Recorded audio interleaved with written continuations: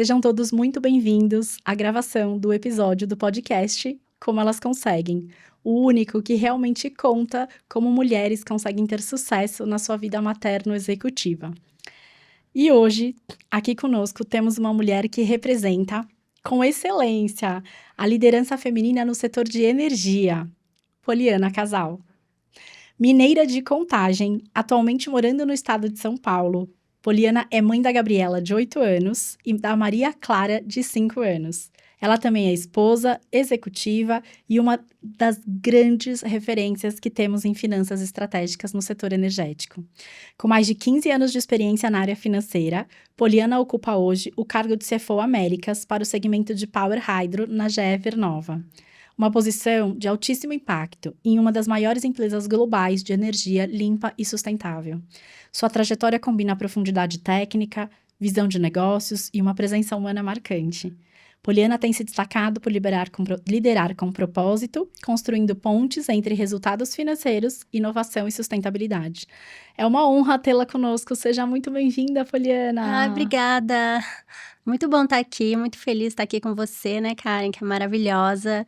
Venho te observando aí nos últimos anos e muito orgulho também de você, da sua carreira. Temos várias curiosidades, vou deixar para o final, né, que a gente estava trocando aqui de fichas no começo. E para deixar essas curiosidades para o final, eu preciso começar do início da sua jornada. Conta pra gente um pouquinho como você começou a sua carreira, quais foram os primeiros passos, quais foram os primeiros desafios. Sim.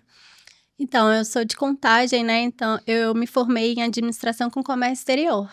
Então, eu comecei muito nova mesmo. Então, antes dos 18 anos, na faculdade que eu entrei antes, né? Entrei com 17, eu já me envolvi na empresa Júnior. E eu queria já participar, sabe? Já com 17 anos. E foi até engraçado que minha mãe e meus pais tiveram que me emancipar, porque eu comecei a assinar documento pela empresa Júnior.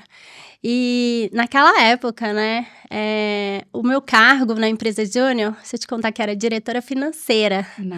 A vida dá sinais e a gente não entende, né? Hoje, né, eu já fiz uma retrospectiva da minha história e vi que tem vários sinais, assim, que já me direcionaram para ser o que eu sou hoje, e eu não via na época. Mas nessa época, foi aí que eu comecei a entender um pouquinho, né, bem pequenininho, assim, do mundo corporativo. Eu lembro de eu ter que ir em prefeitura para conseguir alvará da empresa Júnior, sabe, coisa assim, imagina a minha cara. E esse foi um dos primeiros desafios da minha carreira desde então, que da empresa Júnior eu fiz estágio, depois eu fiz um intercâmbio, voltei, outro estágio, contratada, sempre na área de comércio exterior primeiro. E eu sempre tive uma cara assim, né, agora não, que agora, né, gente, a maternidade, a vida, mas uma cara de baby. Então, no início... Ela continua com essa cara de baby, vamos combinar. Muito botox. Muito bom, muito bom. E aí, até nessa primeira experiência minha, que foi né, com essa cara jovem, assim, eu lembro que eu tinha... no meu segundo estágio, sabe, de comércio exterior, eu tinha acabado de voltar do intercâmbio e eu queria entregar mais, sabe, por mais que eu tinha 19 anos, na minha cabeça, e o trabalho que eu fazia era ficar tirando xerox, por exemplo, sabe, numa empresa que é bem renomada lá em Minas, na área de comércio exterior. E eu falava assim, não, gente, eu acho que eu posso mais aqui, sabe? E eu lembro de eu ir na sala do diretor da empresa, assim, tremendo, assim, com uma voz trêmula, assim, bem mineira, assim. E eu cheguei pra ele e falei, olha, eu acho que eu tenho muito a entregar nessa empresa, eu não posso ficar o dia inteiro só tirando xerox, sabe? E, assim, com a voz bem trêmula, e saí da sala. E logo depois ele me deu outro escopo. Então, foi a primeira vez na minha carreira que eu me impus. Eu até tive orgulho disso, porque eu acho que eu era muito nova, inexperiente, e para eu já naquela idade, já saber, assim, o que eu queria, sabe? Isso foi, assim, lá no inicinho. Então, e depois eu migrei para a área financeira, mais ou menos em 2008. Foi quando eu já estava na GE, eu entrei na GE em 2008, era o meu sonho, sabe? Porque eu sou de Contagem, tinham várias empresas lá. A GE era uma delas e era uma multinacional, então era o meu sonho entrar na GE. Na GE, em 2008, era uma das top 5 brands no mundo, sabe? Então, assim, eu falava, gente, eu preciso entrar nessa empresa. Então, eu fazia de tudo para poder entrar lá. E participei do processo seletivo na área de comércio exterior. Comecei trabalhando lá na área de comércio exterior, com importação e exportação, planejamento de produção, sabe? Então, assim, eu gosto muito de fábrica. Você vê que hoje eu tô numa fábrica, mas eu gosto muito de ver produto, sabe? Da indústria, é uma coisa que eu me identifico bastante. E lá, na época, eu comecei a me interessar bem. Eu brincava de Excel quando criança, sabe? As coisas muito de nerd, mas eu tenho orgulho, né? Eu brincava disso. E aí, eu sempre fui muito analítica. Então, chegou um momento na minha carreira, logo que eu entrei na GE, eu conheci o mundo financeiro e quis migrar. Você entrou em que cargo na GE? Na GE, eu entrei como analista de importação e exportação. Olha isso. De uma terceira contratada, eu nem era GE. Mas o fato de estar presente lá já era assim pra mim. Na área que eu me graduei, né? Que eu sou formada em administração com comércio exterior. Então, eu comecei na minha carreira na área de formação. Só que eu sempre fui muito analítica, eu queria entregar análise, estratégia, o que ia acontecer se fizesse isso, qual que era o impacto sistêmico. Desde aquela época, eu já pensava assim. Praticamente uma pessoa de FP&A em Comex. É, verdade. Eu queria dar opinião, sabe, nas coisas das pessoas, né? Se o step que vinha antes do meu não viesse correto, o meu não funcionaria. Então, eu sempre estava meio enxerida, assim, às vezes poderia incomodar algumas pessoas, né? Mas eu acho que era a forma que eu via de que o meu trabalho também impacta o outro e o anterior impacta o meu também. E migrei para a área de finanças nessa época. E tão nova, né? O que a gente mais pede hoje para as pessoas é ganharem essa consciência que você já tinha. No sentido de, pessoal, produção, o que vem impacto meu, o que vai impacto do próximo. Sim. Sensacional. E aí, saindo de comércio exterior como analista, é que você foi para a área de finanças dentro da GE? Isso, aí eu entrei como pra analista que posição? Financeiro. Analista financeiro em que? Analista financeiro de papel? Custos. De custos. Então, eu reconciliava os custos de importação.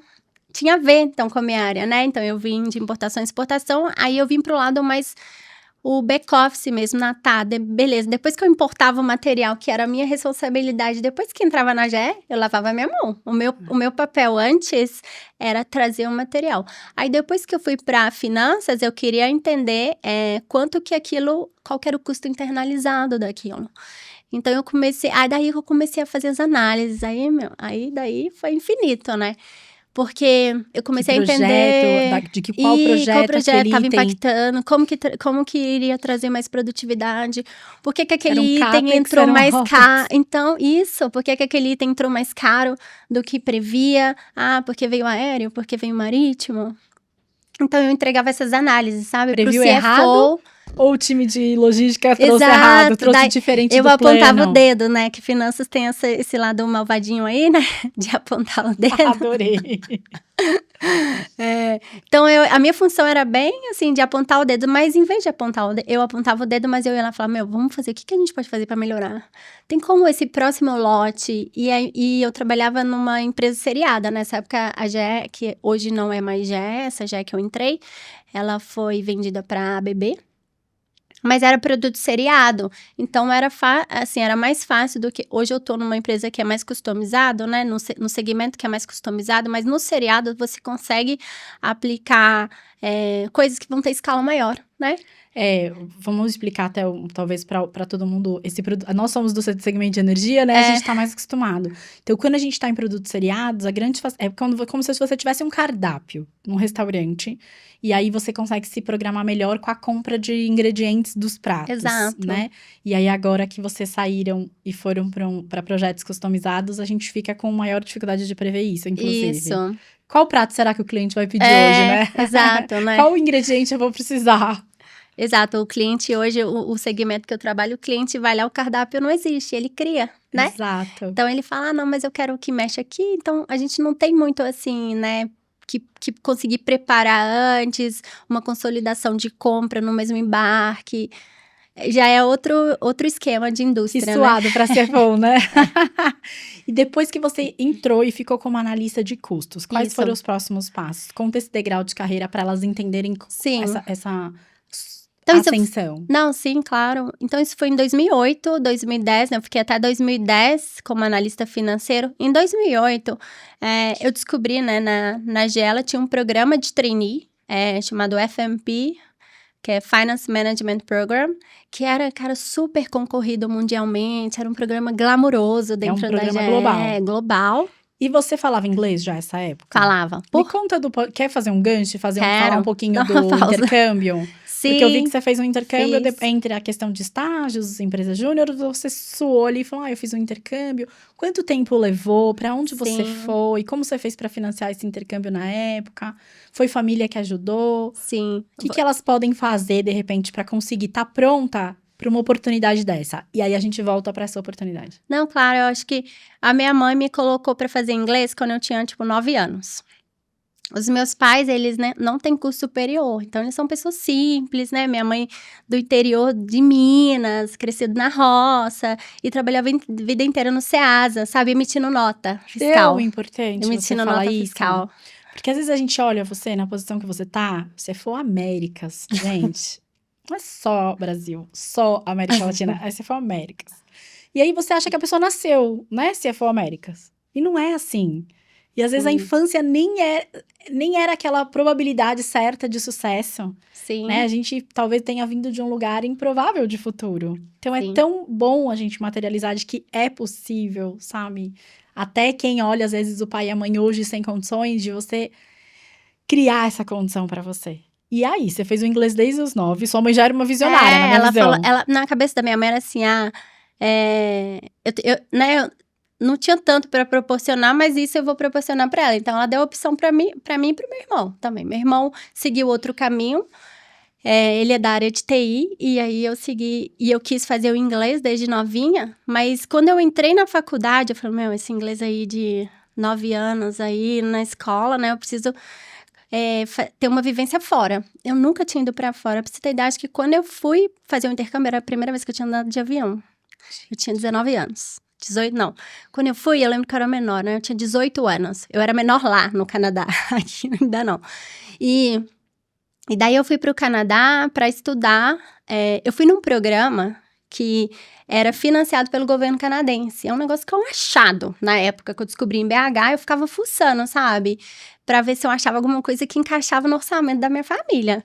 E daí eu fui pro Canadá nesse programa que ele era subsidiado pelo governo, então acabava que o valor do intercâmbio era menor. Meio que era só minha passagem, sabe? Mas chegou lá, eu tinha que me virar. Então eu tinha uma semana de albergue pago, e nessa uma semana eu tinha que achar lugar pra morar, roommate e emprego, né? E era um visto que eu podia estudar e trabalhar part-time. Então, eu lembro que eu ficava um mês, Karen, e a razão deu, eu era muito, muito tímida. Você vai notar que eu estava super tímida, não conseguia. Você podia ser tímida, mas, assim, não corajosa não era o ponto. Você era uma tímida bem corajosa. Eu era tímida e corajosa. E eu lembro de eu fazer meu currículo, imprimir e ir passando nas cafeterias, sabe? Emprego, assim. Com o seu inglês. E eu tinha um negócio que eu queria aprender inglês. Tanto que eu tinha roommates, né, que eu fiz lá, que inclusive são brasileiras, eu morava com elas.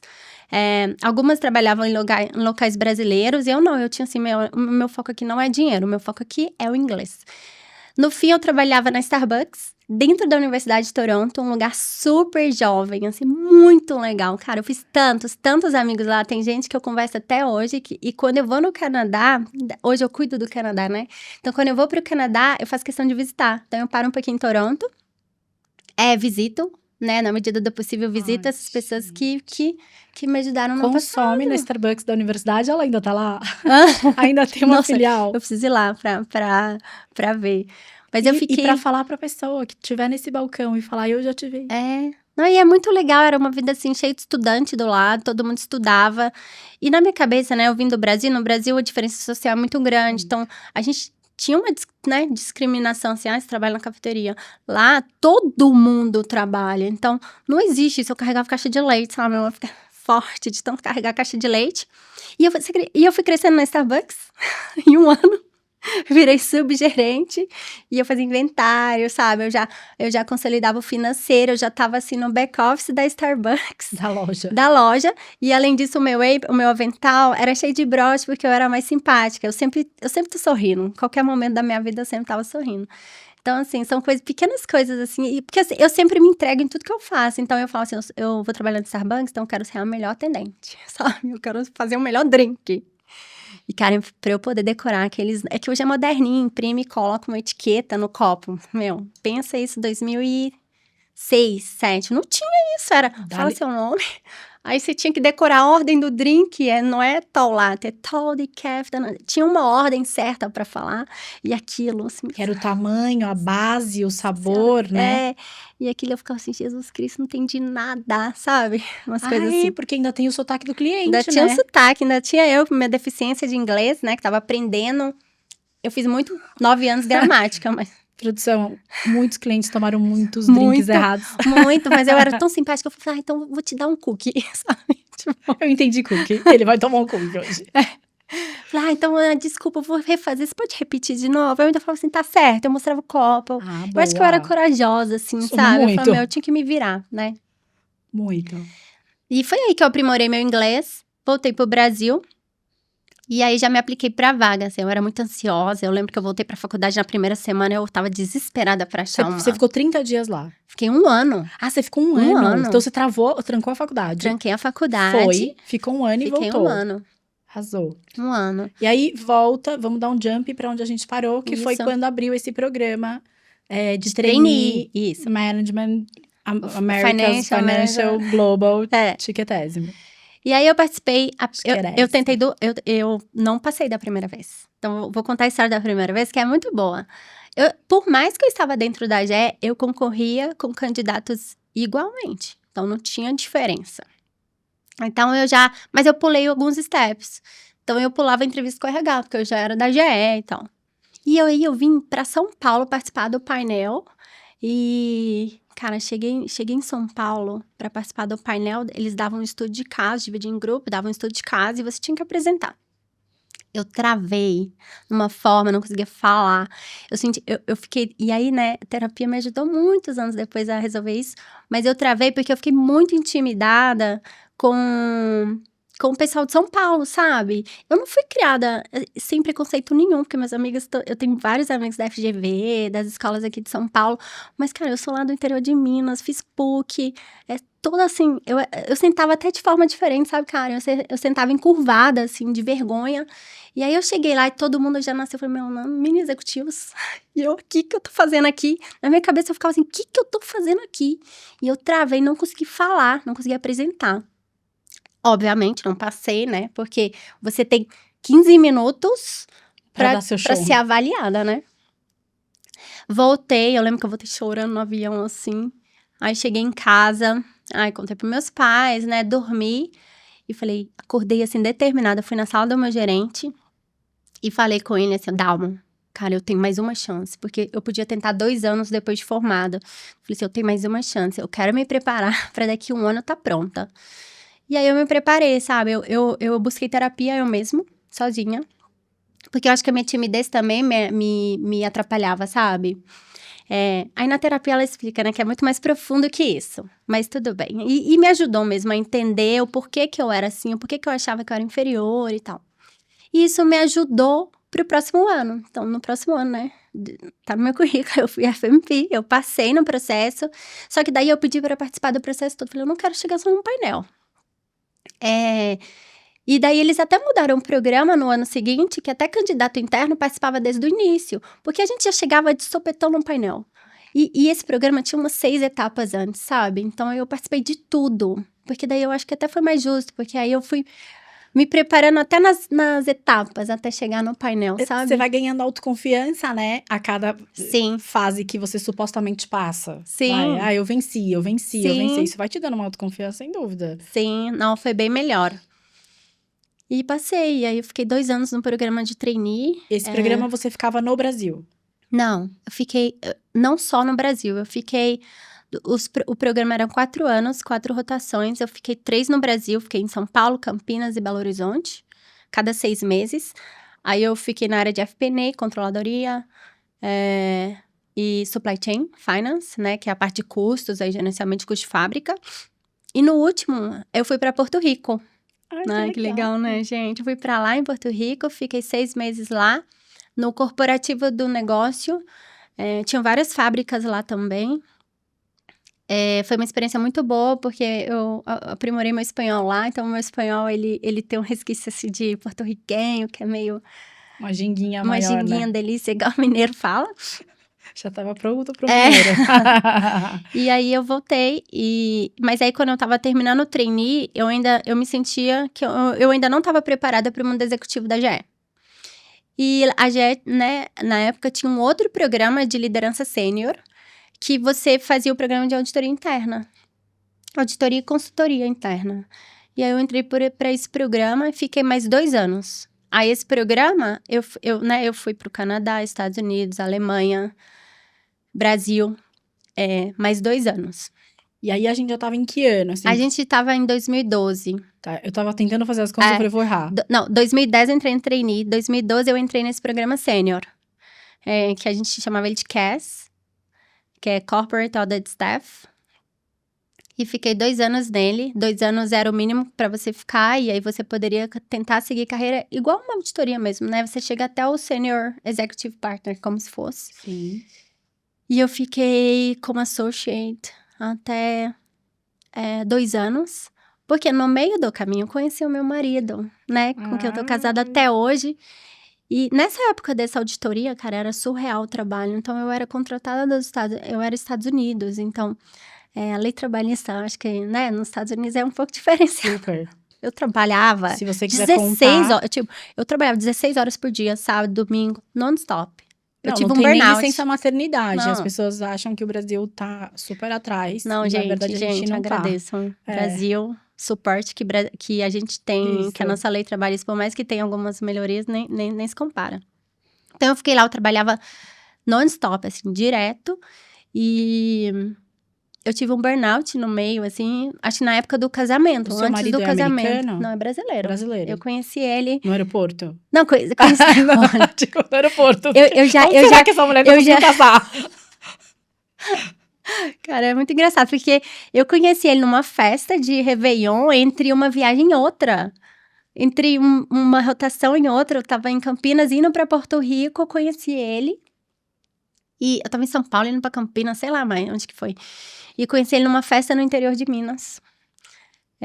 E aí, a gente, né, tá aí até hoje. E a gente se casou no meio desse... Quando eu tava num processo de auditoria interna, então foi muito intenso. E ele topou a sua dinâmica. Topou, a gente foi morar junto mesmo e conviver depois de 9 meses de casado. Porque eu continuei viajando. Vocês namoraram, aí decidiram Namoramos à casar. distância, encontrando... Eu vinha pro Brasil quando eu tava fora uma vez por mês. E aí, a gente conciliava dele me visitar também.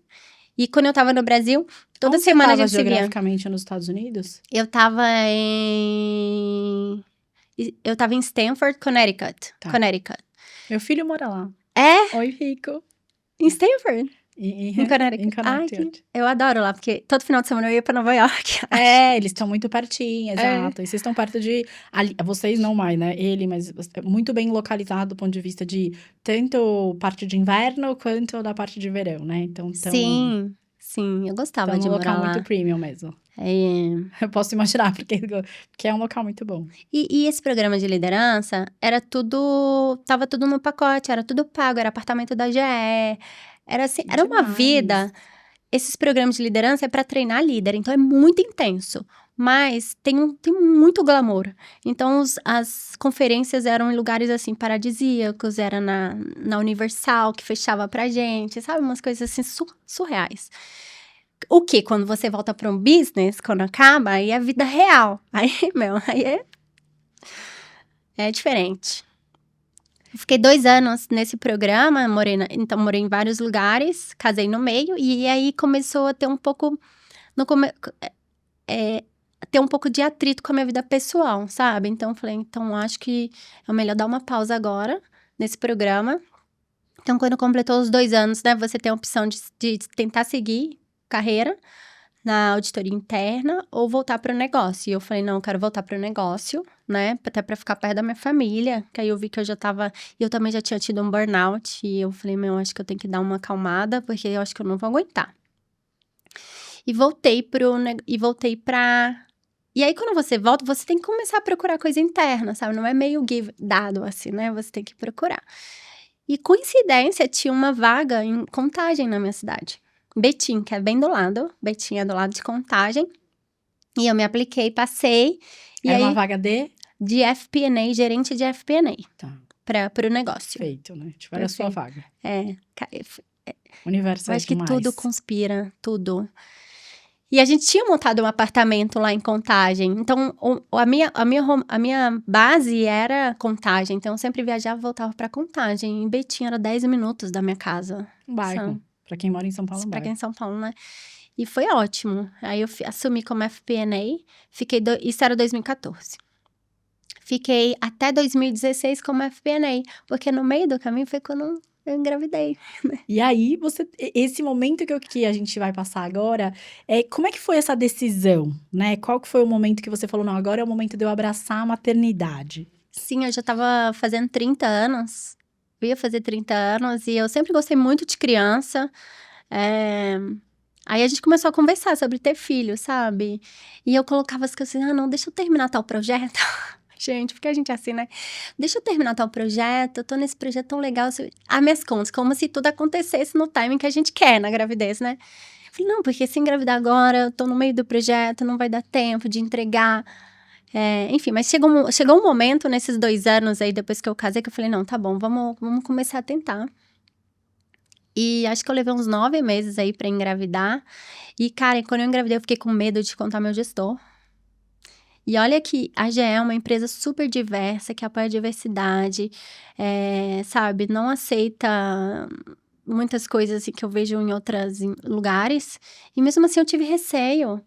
E aí, eu lembro de eu contar pra ele, e ele levantou assim, o quê? E me deu um abraço tão forte. Eu falei, ai, meu Deus, eu até chorei na época. Eu falei, nossa, eu acho que eu não sei o que tava... Acho que é fragilidade, né, que a gente fica no momento de gravidez. Ô, Pauli, por que você acha que a gente sente esse receio? É a gente porque esse receio é geral. Então, eu acho que é um receio de não conseguir entregar, sabe? De falar assim, ai, meu, será que eu vou... Na minha cabeça era assim, eu não vou estar mais no meu 100%, sabe? No meu potencial. Não vou alcançar mais. No fundo, era isso que eu pensava, que agora vai ter mais uma variável para eu gerenciar, sabe? Talvez o fator da maternidade prejudicar um pouquinho a carreira. Sempre tem esse Isso. viés de pensamento, né? O quão será que a maternidade vai afetar, impactar, positiva ou negativamente? Esse trade-off é difícil de calcular antes que as coisas realmente aconteçam, até porque a gente vê isso acontecendo, né? Isso. Então é muito real quando chega conosco.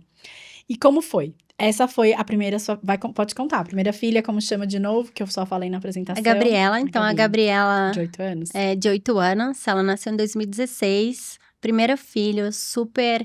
Eu amo criança, brincava muito com criança, mas eu nunca carregava neném de colo. Porque eu tinha uma agonia, assim, de tudo molinho, sabe? Então, assim, eu brincava, lindinho, não carregava. Mas, a partir do momento que começava a andar, eu já rolo no chão, brinco, eu sou desse tipo de brincadeira com criança. Mas, quando tá muito pequitinho, não. E aí, quando a Mariana... E eu tinha uma visão, assim, né? Eu queria um parto normal, nessa época, eu tava bem zen, bem natureba, assim, sabe? E aí, a minha filha nasceu do jeitinho que eu idealizei, sabe? Só que eu sei que talvez eu coloquei muita... Eu foquei muito no parto, que eu queria que ela nascesse na água, humanizado. Esqueci da amamentação. A gente tem um ponto pós-burnout, eu tive. Meu burnout também foi no segmento de energia. E a gente tem um ponto muito pós-burnout dessa fase zen, né? Acho que o ser humano, ele dá uma polarizada. A gente vai aqui e depois a gente vai lá embaixo. E eu passei por um momento muito especial também, de parto natural e pós-burnout. E eu nunca tinha pensado nisso e faz muito sentido, que foi logo após. E aí eu não queria, pra você ter ideia, eu não tomava remédio. Eu não tomava café, eu não tomava Coca-Cola, eu não tomei refrigerante 3 meses antes de engravidar. Pra não ter contaminação, sabe? De nada, nem dos meus genes, assim, tipo, astrais em cima do bebê. Nossa. A gente dá uma polarizada forte. Eu fiz uma sessão lá dos pés, sabe, de desintoxicação, assim, antes dela nascer, Isso com meu mesmo. marido. O meu marido, Abre caminhos, né? meu marido é outra mente, mas ele me zoa tanto até hoje. Ele fala, Muito nossa, bom. Poliana, você tava numa fase, mas eu te apoiava, mas você tava numa fase, mas eu acho que é isso, Super, meu marido me apoiou faz em muito tudo. sentido. Eu fiz ele fazer um retiro comigo, com um líder indiano. A gente foi para uma comunidade no sul da Bahia, sem eletricidade, desintoxicar total, com medo daquilo acontecer com o bebê, né? Inconscientemente ou não. E essa criança nasceu e você pegou no colo? Peguei. E literalmente, ela nasceu na água e eu peguei. É muito bom, E o né? dom nasce na hora. Na hora. É um negócio surreal. Surreal. Porque eu ficava assim com a minha médica, nossa senhora. E com a doula, ficava assim, gente, vocês não têm ideia, eu não carrego o neném. Ela, Poliana, fica tranquila. Eu fiz aqueles cursos todos. E é um negócio assim que vem junto. Mas é a primeira filha. Então, primeira filha, a gente cria com medo, né? E eu Você sabe ficava que eu com me formei medo. como doula? Você falou, ai, que lindo. Para acompanhar partos, porque eu queria entender o que essa doula ia fazer no meu parto. Eu disse, Ah, você fez doula? antes? Ai, Aham. Eu disse, controladora não, doula? né? Não Controladora controla. total. Mas o que essa doula vai fazer? Não, eu não conseguia, a minha desconexão era tão grande que eu não conseguia saber o que essa profissional ia fazer no meu parto. E aí, quando eu descobri, eu disse, não existe a possibilidade. Ela ia toda semana na minha casa durante a gestação, até o dia do parto. Uhum. E Cláudia Gervasoni, ó, um beijo imenso pra você, gente. Essa doula é incrível. E aí eu fui me formar e fui buscar essa formação pós-parto, não Sim. antes do parto, né? Depois do parto eu falei, gente, eu quero aprender, eu quero entender, eu quero ir um pouco mais a fundo para conseguir apoiar o parto de outras mulheres. Por quê? Porque a Cláudia, ela é de uma sensibilidade absurda, né? E é difícil a gente, como executiva, se conectar com o mundo muito mais humanizado, Uhum. né? E aí eu percebi que até a linguagem das doulas para com as executivas são muito diferentes. Uhum. Então, eu, por ter vindo do mundo executivo, eu disse, eu vou conseguir ajudar. Sim. Porque eu vou ser essa tradutora desse universo. Então, Sim. eu entrei olhando esse lugar, talvez não por carreira, né, para acompanhar partos para sempre, apesar que é uma delícia, é muito gostoso, mas de conseguir aproximar a gente do mundo corporativo executivo, desse outro lugarzinho do feminino que a gente não tem tão aflorado, ou que às vezes a gente fecha para conseguir sobreviver no mundo mais masculinizado, sabe? É verdade. E aí deu problema na amamentação, porque você olhou o parto e esqueceu o Eu pós-parto, né? sei, E eu queria muito Isso é muito amamentar importante para também. todas elas também, claro. E a gente precisa se preparar, né? Então, eu acho que eu minimizei o quão é difícil amamentar. É muito difícil, tem que ter muita força de vontade, sabe? Eu não julgo ninguém que dá mamadeira, que dá chupeta, porque é muito difícil, gente. Nossa, eu lembro de eu chorava assim, e aí eu tive que contratar enfermeira para me ajudar. Eu consegui, foi difícil, várias vezes eu pensei em desistir, mas eu consegui. Foi lá, insisto. Cara, eu tive abscesso para ir no hospital para poder. É muito ruim quando entope Nossa, o abscesso é quando entope um ducto mamário, né? Nós mulheres, a gente tem de 4 a 16 ductos mamários. Quem não fez redução de mama, normalmente tem essa média. Uhum. E o abscesso é, de fato, o fluxo tá muito inconsistente no começo. E aí, um ducto que tá mais paradinho, o leite entope. E isso vira um super problema. Pode dar até uma sepsia, uma infecção geral. Isso, É super bem sério. sério. É bem sério mesmo. Imagina. Dá febre, né? febre, isso que eu ia falar. E a gente com o neném precisava carregar. E eu com tanta febre não conseguia Você carregar. não consegue carregar o neném, não consegue amamentar o neném, não consegue se alimentar. E o neném só horrível. chorava, Você né? tá com fome, né, mãe? Olha, É esse dilema. esse dilema. Porque durante a gestação, a gente se preocupa, às vezes, muito mais com o retorno da licença maternidade do que com o período da licença maternidade em si. Né? Então, assim, qual é o primeiro passo quando eu sair aqui do trabalho? O que vai me fazer parar de trabalhar? O parto. Uhum. Então, você olha o parto. Isso. E depois, como é que eu faço para deixar tudo estruturado a ponto de eu conseguir voltar no pós-parto, no pós-licença? E aí, o período do pós-parto, que é durante a licença, a gente olha muito pouco durante a gestação. Porque a gente está tão preocupada com o dia se você for ter um parto natural, é literalmente do nada você pode ter que parar de trabalhar. Sim. Você entra em licença maternidade. E aí você se preocupa com o pós-licença maternidade. E o licença maternidade, né? A gente usa muito pouco tempo durante a gestação para focar nisso. Então, quando eu busquei a minha formação como consultora em amamentação, Ai, gente. foi olhando esse lugar de eu conseguir orientar todas as minhas filhas, né? Que eu Aham. tenho 3, só dos 5, 3 são meninas. E as minhas funcionárias, e os meus times, e as mulheres, e as minhas pares. Porque aí eu queria contar pra todo mundo que, assim, existiam outras maneiras de se organizar pra isso, pra que fosse menos sofrido, É. sabe? Foi muito nesse lugar. E qual foi os grandes desafios de retorno de licença, além dos que você passou durante a licença? Antes de acabar a licença, eu entrei para um grupo de mães, que era o mesmo da Natureba que eu participava. A gente tinha terapia em grupo com as mães, que estavam prestes a voltar de licença. E era muito assim, era aquele EVA no chão, aquele monte de neném deitado no chão e as mães sentadas chorando, todas as mães chorando, sabe? Que não sabia o que fazer. Fazia. E eu queria muito voltar a trabalhar, sabe? Eu gostava, eu sentia Sim. muita falta. E eu comecei a buscar uma escolinha perto da minha casa. Então, assim, eu trabalho numa empresa que eu consegui ficar 8 meses com ela. Então, eu voltei, a Gabi tava fazendo 8 meses. Então, eu fiquei bastante tempo com ela, né? Então, eu consegui essa escola, uma creche, né? Ela ficava o dia todo lá. E eu confiei bastante, que era meio que um sítio, né? Eu tava ainda nessa vibe, tá? Meus Então, filhos estudam em escola Waldorf, né? Então, Ah. daí você já tira esse movimento. E eu consegui deixar ela tranquilamente. Eu voltava a trabalhar e o pessoal falava assim: ai, como é que você tá se sentindo? Eu tava me sentindo tão bem, Karen, porque eu acho que eu consegui criar a rede de apoio. Eu morava perto da minha mãe, dos meus Ótimo. pais, então eu sabia que qualquer coisa minha mãe ia lá. E então eu ia trabalhar tranquila. No primeiro dia, eu queria falar que eu tava muito feliz de estar lá, mas todo mundo já focava na criança. Ah, mas e como foi deixar ela? E eu falava assim, gente, como é que eu falo que tá tudo bem, que eu tô ótima? Eu falava assim, não, foi um pouco sofrido, mas tô bem. E não foi sofrido. Não foi nada sofrido.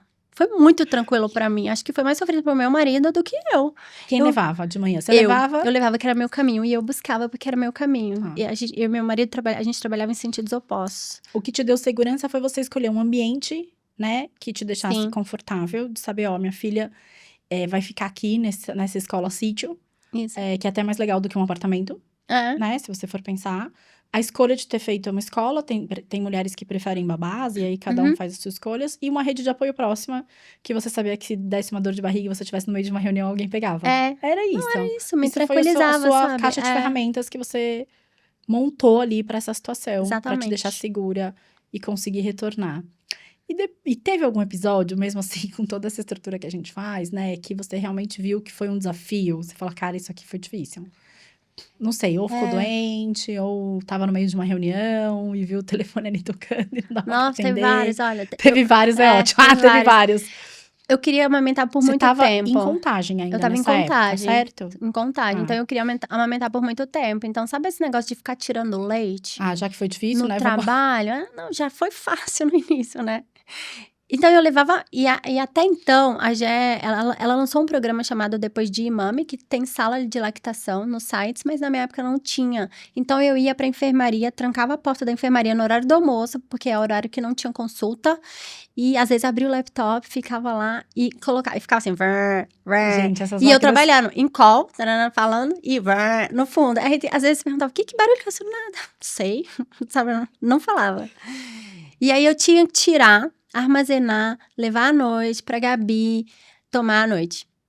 Então, isso foi difícil, sabe? Conciliar a agenda, a sala, geladeira. Isso, né, foi um pouco difícil. Isso fez com que você conseguisse arrastar a amamentação até que momento? 1 ano? Até um ano e 2 meses, assim. Aí, depois, tava sofrido pra mim. Então, não tava sustentável. E a Gabi acordava várias vezes à noite pra mamar. Tem essa parte aqui também, né? Então, não é que eu dormi uma noite incompleta, né? Até hoje, minhas filhas... Eu fazia cama compartilhada. Que pra mim era fácil. Funcionava pra minha família. Porque, meu, sério, eu acordar 10 vezes à noite, levantar... Eu falo isso pra todas as executivas que eu atendo. Eu digo assim, olha... Primeira coisa... É mais fácil você montar o quarto do casal no quarto do lado.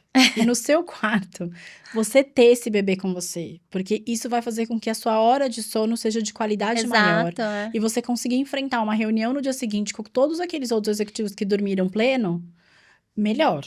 Sim, Então, assim, porque sono é uma coisa que afeta muito o nosso cognitivo, afeta muito a nossa disposição, sim. né? E assim, ninguém vai perguntar pra você se você dormiu bem na noite anterior. Então, esse negócio do cama compartilhada pra rotina materno-executiva, pra mim, é a diferença. É, Ah, eu não trabalho, e aí tudo bem, é outra rotina. Mas assim, pra quem trabalha e precisa estar com a mente minimamente concatenando coisas do dia seguinte, quanto melhor você privilegiar a sua noite de sono, é game change, assim, pra mim, é, né? E cama compartilhada, pra mim, funciona super bem também. Até quando for possível, entendeu? Quando eu sim. achar que outra coisa pode exigir mais atenção. Mas nesses 2 primeiros anos, eu mantenho elas comigo no meu quarto. Não, eu acho mais fácil, foi mais prático pra rotina, né? E Imagina, eu levanta. não surtava, porque o sono dói, atrapalha muito o raciocínio. E aí eu esqueci de falar, porque quando eu voltei de licença, eu assumi um outro cargo, que é difícil, né? E Você promoção, saiu um como outro gerente de escopo. FP&A. Eu saí como gerente de FP&A e eu voltei como gerente financeira de projeto América Latina. Então, não só Belo Horizonte, mas daí eu tinha Campinas e E Chile. fuso, né? E fuso. E o neném chorando à noite e tirando leite na hora do almoço, gente. Como que eu ia dar conta? Então, chega uma hora que, como executiva e mãe, a gente tem que começar a pesar as coisas e falar, meu, isso aqui não dá mais, sabe? Mas foi muito tranquilo ela parar de mamar e ela já estava na introdução alimentar. Foi muito tranquilo para mim. Mentira, não, eu chorei. Teve dia que eu falava assim, nossa, eu não consigo. Eu queria que ela mamasse de novo, amamentasse de novo. E Até os não, 3, né? gente, por quê? Sonho nosso, né? Eu É, amamentei as últimas até os 3 anos, mas os outros 2 primeiros não. E foi porque eu não amamentei os 2 primeiros até os 3, que eu falei, as últimas eu vou até as últimas consequências, mas eu vou amamentar essa criança até os 3 anos. Porque pois pra é. gente é muito doído. Mas é difícil, né? Super. Trabalhando no mundo executivo, super difícil. Não é fácil. E aí tem que deixar fluir, na minha visão, pelo menos até quando for saudável. Igual você falou, olha, Exato. até 1 ano e 2 meses eu fui. Depois, pra mim, não ia ser mais saudável aquela situação Sim, de eu ficar com aquela. Eu não aguentava nem mais o barulho da máquina, né? Pra extrair o exato. leite. Você não quer nem mais ouvir aquele barulho. Então, pra quê também, né? É. Seguir num lugar que não é confortável. E quais foram as suas práticas? E me conta primeiro, antes de eu te fazer essa pergunta, me responde outra. Quando você achou que era o momento de ter a segunda? Quando, acho que foi em 2018, né, que ela nasceu em 19, eu tenho irmão, eu cresci com o irmão, meu marido tem 3, né, eles são um total de 3, e eu falei, meu, eu adoro a parceria que eu tenho com meu irmão, assim, crescer junto, crescer brincando, e eu falei, se demorar muito tempo, elas não vão crescer brincando, e eu gosto de casa cheia, eu sempre falei que eu ia ter 3 filhos. Tem 2, mas a gente parou por aí, porque olha, eu acho que eu surtaria. Mas e aí a gente começou a conversar, eu falei: meu, acho que agora tá na hora, porque senão vai se passar muito, a Gabi já tá um pouco independente, e vamos tentar de novo. Só que foi muito rápido, engravidei muito rápido, né. Eu tinha feito a conta, vai levar 9 meses igual a outra, né, então foi muito rápido, e O organismo já aprendeu como é, né? não, a Maria Clara quase nasceu no carro, assim, no caminho pra maternidade. Ela estava nascendo, assim, no carro. Eu lembro de eu abaixar. Não deu tempo de me internar, eu tive que entrar correndo no quarto. Tava enchendo a banheira, ela nasceu.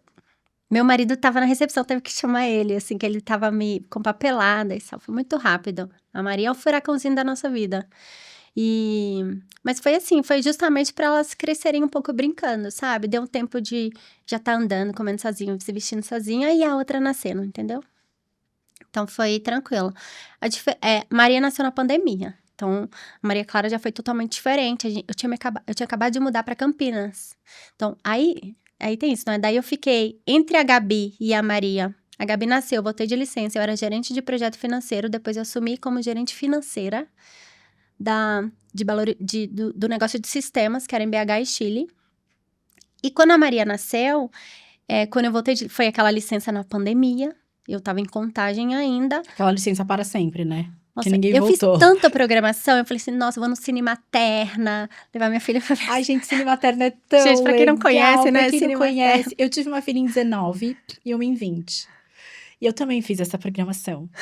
Vou fazer yoga para gestantes, mamãe e Isso. bebê. Eu vou no Cine Materna todos os meses, em todas as sessões. Eles deixam a sala de cinema com um som mais baixo. e com aquela luz mais O branda, ar-condicionado o mais ar-condicionado levinho. mais leve, e as mães vão com os bebês, né? Porque aí É, ninguém pode reclamar. E a gente fica pelo chão, e tem carrinho, e isso. tem criança solta, e pelo menos a gente encontra outras mães. Eu sempre me acudi muito desses grupos de mães Eu também. também. Mas aí você foi pra Campinas. Aí fui pra Campinas, no meio da pandemia, aí esse foi zero rede de Então, apoio. fiquei pensando que sua mãe ficou em Nada. Contagem. Minha mãe ficou um mês comigo, porque eu não confiava, era aquele início de pandemia que ninguém sabia nada, então eu não queria colocar ninguém diferente dentro de casa com um recém-nascido. Não, a Maria, mentira que a Maria já estava com 6 meses, né, quando eu me mudei. E daí a minha mãe ficou um mês, depois a minha sogra. A minha rede de apoio foi minha mãe, minha sogra, minha prima, que foram durante mais ou menos um ano, assim, se revezando. Até a pandemia dar uma brandada, e aí eu procurei babá. Daí com a Maria foi diferente. Por quê? Em BH eu morava em prédio, em Contagem, BH Contagem, eu falo BH, mas é Contagem. Eu morava em prédio. Já quando eu mudei pro interior de Campinas, eu fui pro condomínio. E eu falei, não, deixa ela curtir a vida do condomínio. Uma Andar delícia. descalço, brincar na terra. Então, aí foi babá que começou a olhar as meninas. E a Gabi foi pra escola, estudava meio período, mas tinha babá. Aí foi um esquema diferente, mas a gente demorou para construir a rede de apoio em Campinas. E como você, depois de ter passou a pandemia, a rede de apoio construída, como é que funciona a tua rotina materna? Conta a sua RME, que eu chamo, de rotina materno-executiva para nós. Como é que é? Acorda, não acorda, viaja, não viaja? Quem fica com as crianças? Sim, Vão para a escola de manhã, vão à tarde, dia inteiro, não é? Como é? sim, agora que depois de Campinas eu vim para Taubaté ano passado, então a rotina é o seguinte, as meninas ficam o dia inteiro na escola, então eu deixo de manhã às 7h15, ou eu ou meu marido, a gente reveza, umas 2 vezes, 3 vezes por semana eu deixo. Eu moro muito perto da escola delas e da fábrica, do escritório que eu fico. É tipo 10 minutos também. E nem chega a 10. Deixo as duas e vou pro trabalho. Meu marido busca, às vezes. Meu marido, ele é um super pai mesmo, faz o papel de pai. Então, ele que leva no balé, ele que leva na natação. Elas fazem ginástica, ele que leva, porque eu tô no trabalho. Porque é tipo 5 da tarde. Não consigo sair 5. Elas saem da escola e vão fazer essas atividades. Na escola à tarde elas têm atividades, mas elas quiseram fazer natação também e essa ginástica. E aí a gente, segunda e terça, ele leva as duas para essa agenda fora. A gente tenta o máximo conciliar tudo na escola, porque meio horário, meio período é aula mesmo e meio período são atividades. E daí elas ficam um dia inteiro. O que eu faço eu trabalho até tarde, muitas das vezes no dia, né? Então, o que é o que eu não abro mão, eu ponho elas pra dormir, quase todos os dias. Só quando eu viajo que não, mas... Que horas elas dormem? Elas dormem... A gente começa a organizar 8h40, elas deitam pra dormir até às 9h. Então, eu vou pro quartinho delas. Elas dormem juntas até hoje, elas não querem separar de quarto. E daí a gente reza, né? Elas gostam de rezar, elas em voz alta. E depois eu leio um livro. Então, a gente tá terminando de ler o Anne with Annie, o primeiro. Elas amam o livro, assim. E aí, eu tô acabando de ler o livro. Tem vez que eu leio uma página, já tão apagada, assim. Então, eu leio uma página, coloco lá. A gente leva um tempo pra terminar de ler o livro, porque eu vejo se elas estão dormindo livro ou por não. ano, né? Não, é verdade. Lá em casa também Já demora um tem pouco. 5 meses que a gente tá nesse, ele já tá acabando. Mas é isso, todos os dias. É um momentinho com elas, porque elas contam o dia da escola. Na oração, elas falam umas coisas tão bonitinhas, gente. Nossa, eu gravo várias vezes e mando pra minha família e falo, olha aqui, sabe? Eu acredito muito em pedido de criança também, né? Então, esse é o momento que eu tenho com elas. E final de semana. Então, final de semana é dedicado pra elas. Dedicado. Tanto que quando eu tô em momento de orçamentário, que aí exige finais de semana, elas ficam assim, mas você vai trabalhar? Fala, ai, filha, a mamãe tá naquele momento do ano. Eu explico tudo. Que eu preciso entregar os relatórios, eu tenho uma apresentação importante. Aí elas entendem, sabia? Elas, então tá bom. Mas ficam do meu ladinho, tá? Então, no meu escritório, a mesa da minha filha, que ela ama artesanato, tá lá. E a outra tá brincando no chão. Enquanto no final de semana eu tô trabalhando. Mas é o que eu faço, assim, na minha rotina. Eu gosto de malhar, então eu vou bem cedo pra fazer uma ginástica. Antes de deixá-las na escola ou depois? Antes de deixar. Antes de deixar. Que hora você acorda? Eu acordo às 5h30, por aí. O dia que eu vou Elas malhar, estão dormindo ainda, elas esse estão horário, né? dormindo. O dia Não, que a eu vou... gente acordar antes delas não é providencial? Antes da casa Gente, acordar. é muito Imagina a bom. gente É um acordar depois que a casa silêncio. tá acordada. Eu acho que a gente ia ser atropelada. Não dá. Eu acordo sempre antes, porque eu me sinto preparada para o mundo. Quando o mundo acorda, tipo, eu já tô pronta. Sim, sim. Eu já fui melhor em acordar Mais cedo. mais cedo. Eu acordava 5 antes, né? Mas eu acho que eu tô ficando muito cansada.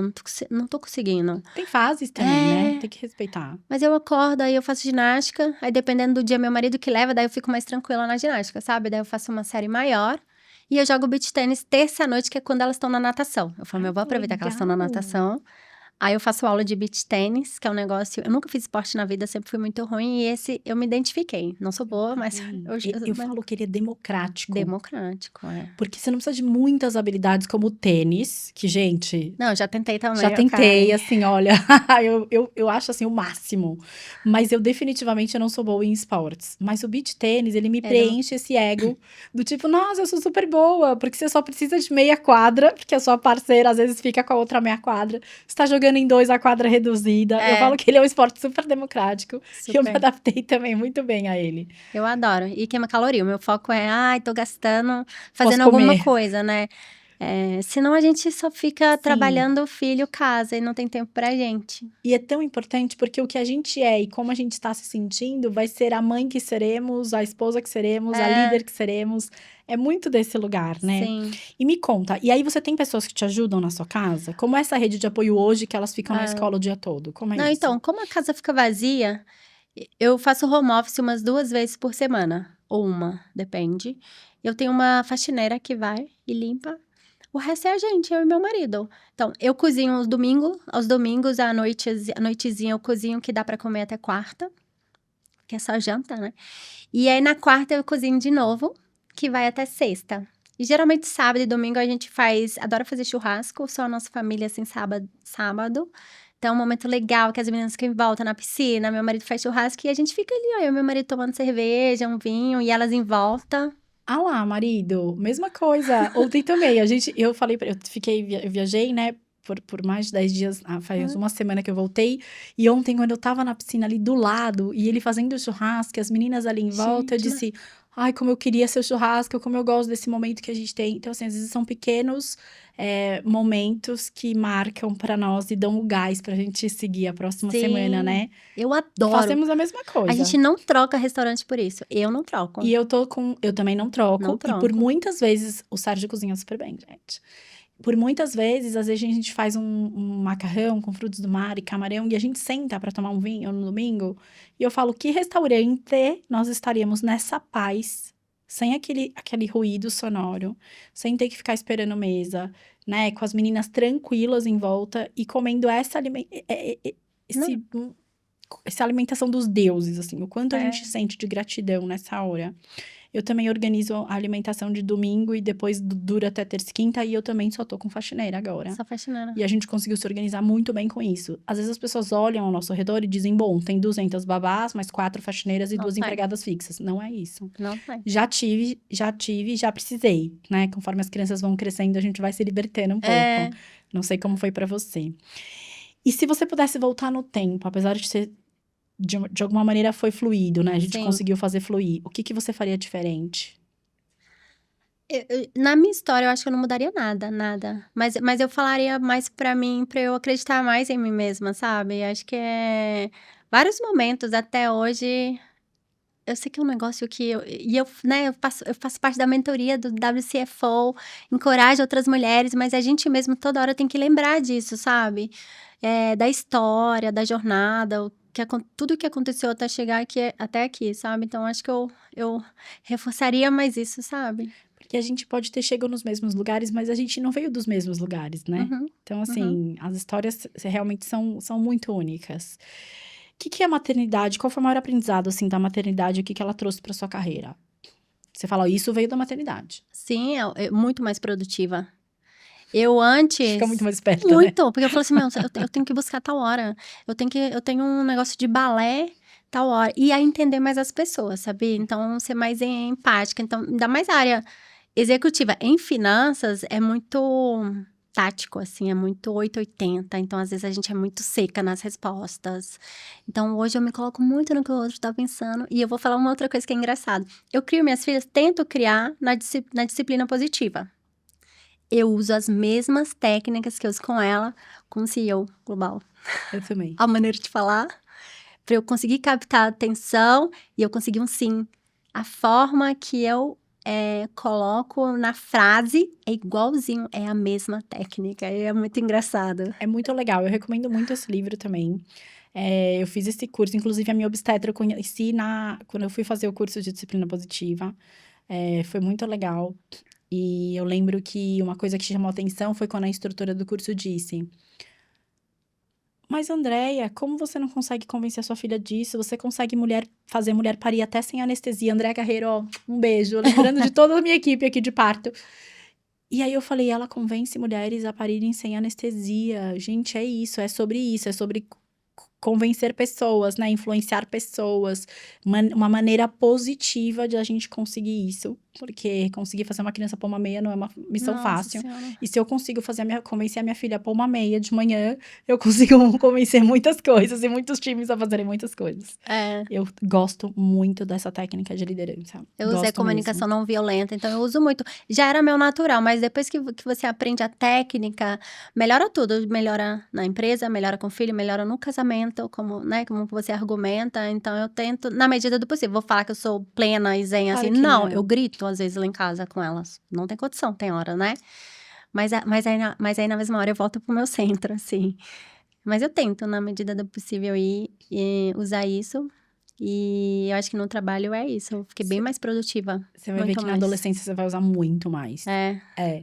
Porque esse lugar do grito vai ser muito o lugar de você falar assim, eu não consigo resolver isso com você agora. Entendi. Você vai ver, na adolescência é o lugar que... Porque, assim, sai muito do sério, sabe? São algumas coisas que tocam... E cada adolescente meu me toca num lugar diferente. É incrível. Já tô esperando as 2 próximas pra ver onde me tocarão. Porque eles são diferentes, E o né? time também. Tem cada profissional do nosso time, ou pares, ou líderes, né? Diferentes, tocam a gente em lugares diferentes. Sim. E eu já sei que é o limite meu de sanidade e a disciplina que me trouxe isso. De dizer, puxa vida, a gente vai precisar resolver isso aqui num próximo momento. Sabe? Isso ajuda pra caramba na adolescência, esse curso, sabia? Ai, bom saber. Vou deixar do meu ladinho lá pra lembrar. Porque às vezes a minha tá entrando na pré-adolescência, então ela já tá... Criando... Já é um desafio. Você fala, cadê minha filha? Não é mais baby. Não é mais um baby. O que conselho você daria pra outras mães executivas que estão iniciando nessa jornada? É porque eu acho que a gente não precisa dar conta de tudo. Então, a gente quer dar conta de tudo, abraçar, dar conta de ser a mãe perfeita, a profissional perfeita. E às vezes o perfeito não é o mesmo perfeito do outro, né? Então, a gente fica idealizando, vendo outras mulheres, outros personagens, né? Até você mesmo falando, eu falando aqui, gente, não é igual pra todo mundo. Não. Então, não precisa ser perfeito. E Sabe? E outra coisa, pros filhos, a gente é perfeito do jeito que a gente é. Não é? Tanto amor, nossa. na verdade, Não a sei gente quer ser explicar. perfeito porque a gente quer ser vista como, né? Por eles, inclusive. Exato.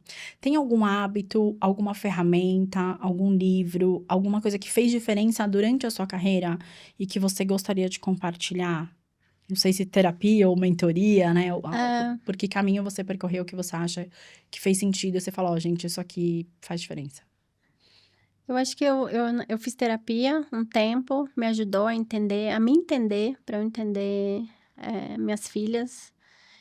E mentorias, eu fiz mentorias. E os grupos de mulheres que eu participo me ajudam bastante também, sabe? Ai, adoro. Eu participo de grupo da GE, eu sou a líder de diversidade de mulheres para América Latina. E o WC, só que aí abrange todas as mulheres, né? E quando eu entrei pro WCF, eu fiquei com muito receio na primeira reunião que eu fui. Que eu falei, ai meu Deus, um bando de mulher executiva. Financeiras. Será que vai ter financeira? Será que vai ver a mesma realidade que eu vivo? E aí no primeiro encontro, gente, foi tão acolhedor. Assim, todo mundo tem um monte de similaridade que acontece. Eu falei, ai, não tô sozinha. Então, acho que são os grupos de apoio e buscar ajuda mesmo mental, né? Porque é muita coisa para gerenciar. Uma das coisas que eu percebo é que essa saúde social, ela cada vez mais vai precisar estar presente, porque ela vai fazer diferença, assim como saúde mental, Sim, assim como saúde física, né? Eu acho que as pessoas vão entender que viver em comunidade de uma forma positiva faz muita diferença. sim. Eu gosto disso também. Se você pudesse descrever a sua carreira em uma palavra, qual seria? Acho que seria força. E indo para o final agora, o que você diria para sua versão mais jovem? Ah, tá. Eu diria para continuar positiva, eu voltaria lá no tempo e falava: "Pô, ele pode continuar positivo igual você é, não muda seu estilo de liderança, eh, não mude seu estilo de trabalhar com as pessoas, sabe.